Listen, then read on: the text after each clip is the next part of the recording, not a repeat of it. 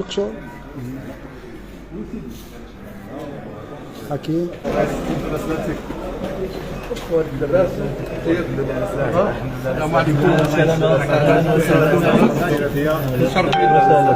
نقدم لكم هذا الباقة من الورود عربون المحبة والصداقة.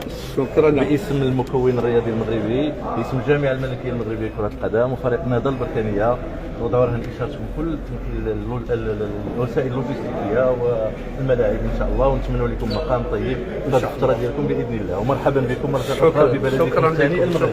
مرحبا بكم. السلام عليكم. مرحبا بكم.